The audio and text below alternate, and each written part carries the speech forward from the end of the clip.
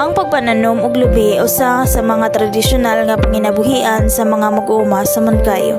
Apan sa likod sa kada produkto nga atong makita sa merkado, anaay dakong sakripisyo, kapital ug determinasyon sa mga mag-uuma nga sama ni Mr. Cipriano o mas nailan sa kadaghanan nga si Tatay Kato.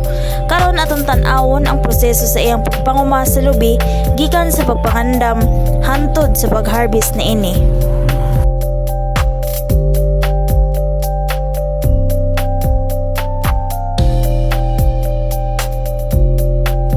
Sa usa ka uma sa kasilinganan atong nahimamat si Tatay Kato. Usa ka mag-uuma nga tibuok kinabuhi nanginabuhi pinaagi sa pagpananom og lubi. Iya karong ipaambit ang mga pamaagi nga iyang gihimo ug ang mga gasto nga iyang giatubang isip usa ka mag-uuma. Mangutana ko tayo no kanang sa kuan ba? Usa nga klaseng lubi ang imong ginatanom sa mga Ay mga centennial na po'y dwarf, na po'y katong mga kanang gitawag nila dili ra itong mga daan ng mga lubi ba. Tulog. Itong lagi mo bunga, na po'y dugay mo bunga.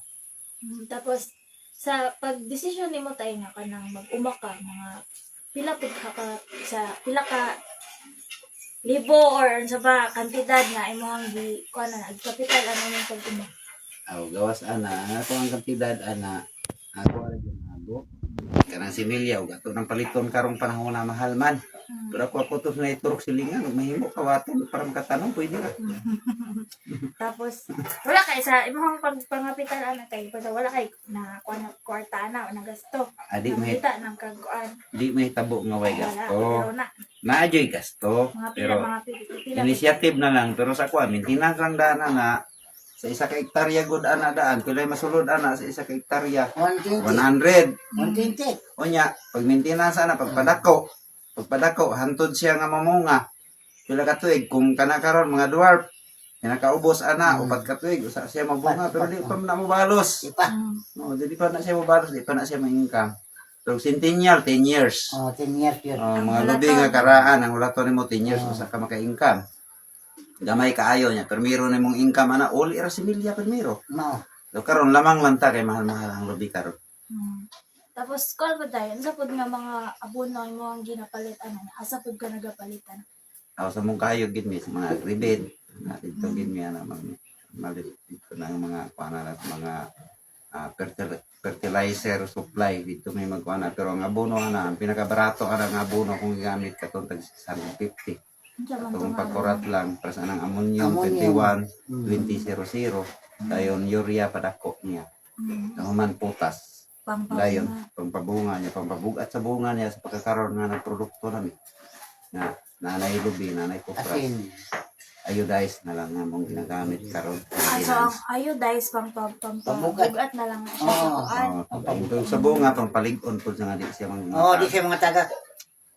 Tapos sa kuan pud na tay kanang di ba nagmamanjud karon ya para sa nating harvest pila pud katawo ang imong ginasuhulan ana tas pila pud imong ibayad sa ilaha. percentage na sila wala na ko sila gisuhulan percentage voluntary na sila Voluntary sila. trust Tapos tunga. ako ada 60-40 Okay.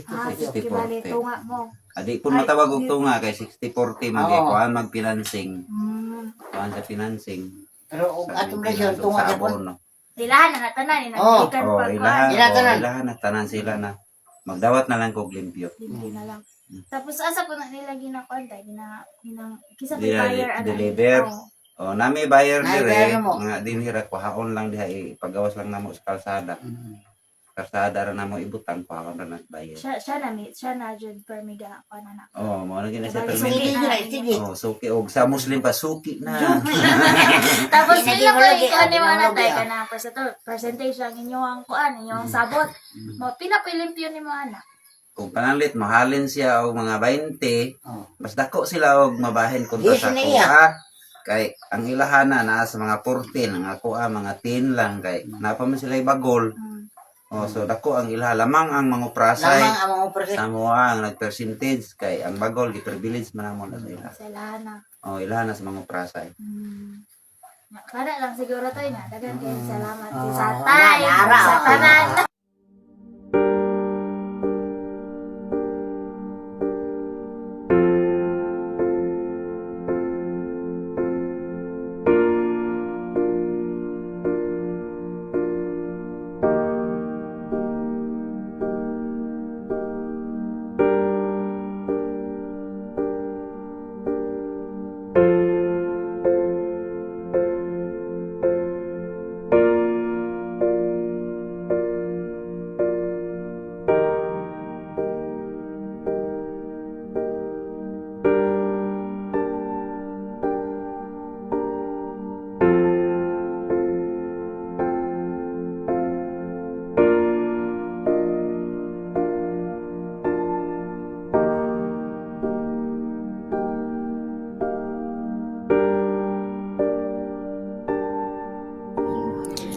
pagpanguma usa ka buhi nga pagpamatuod sa gugma sa yuta.